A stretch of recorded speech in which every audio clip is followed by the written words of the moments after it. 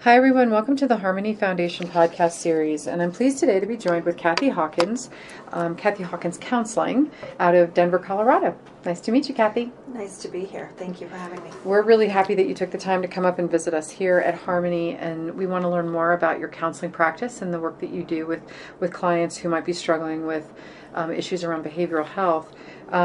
You've got a pretty diverse and varied background. Love to hear more about how sort of your trajectory got you from, I think, originally working in the restaurant business and then now working with people with trauma and other types of mental health issues. So can you share a little bit more about your background and how you got to where you are today? Yes. So the original career was restaurant business, and I did everything in the front of the house, bartending, waiting tables, sommelier, management, and I even owned my own place.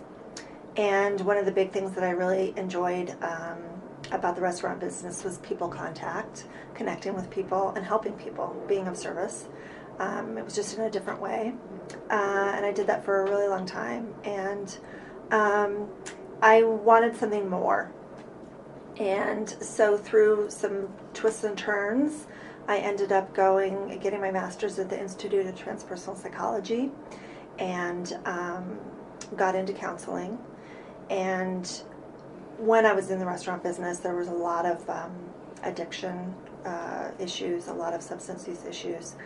And so one of my specialties in my practice is working with people who are in the hospitality industry. Because there's a big need, definitely. So I am a licensed professional counselor. I'm a licensed addictions counselor. I'm a Reiki master, and I do AcuDetox, which is auricular or ear acupuncture, and that works with cravings and also just works to sort of settle the nervous system and calm people and with stress reduction. That's great. Yeah. Great. Well, so you, on your website, you talk about how you focus on trauma and stress management. Yeah. Can you talk about the specific modalities that you use to address those issues when they come into your practice? So the foundation of my practice is from a mindfulness place. And it's working with people to try and keep them in the present moment. So I draw from Buddhist psychology. I draw from Stoic philosophy, trying to keep people in the present moment. I also use somatic experiencing, Hakomi, EMDR. Again, I sometimes use Reiki with acupuncture. I use narrative therapy, writing. I like to meet people where they're at, see what works for them and what they're excited about or willing to try. Get a good feel for that and go with that. And so it's individualized. So yes. It's very highly individualized, it Absolutely. sounds like. Okay. Yeah, absolutely. I don't, that was one of the reasons I didn't get into psychology a long time ago, was because I had this idea that it was putting people in boxes, and I can't do that. And I don't want to be limited either. And then when I sort of discovered later on that there's a bigger world out there and people are doing different things and it's okay, I grabbed on. Oh, great, Yeah. great.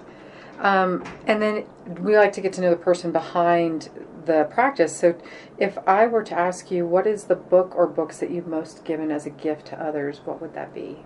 So I was thinking about this, and Pema Chodron, there's two books particularly.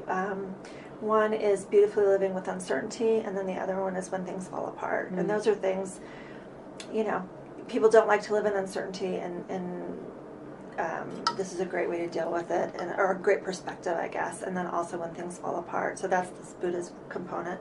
And then the other book that I like to give is The Daily Stoic.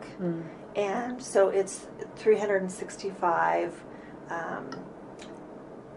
thoughts in Stoic philosophy. And again, it's very pragmatic, which Buddhism is as well. And it's just about being in the present moment instead of getting anxious thinking about the future or worrying about the past. If we can spend more time in the present moment, we're happier. And so I like to give those books. That's great. Great book ideas. Yeah. I'm interested in getting them myself now because they sound really interesting. If I were to play off the idea of the word harmony, what do you think it means to live a life in harmony? So harmony to me, and it's interesting because I was a sommelier and I dealt with wine, and a good wine was in balance. Everything was in balance, and I think harmony is part of balance. Harmony is the balance working together.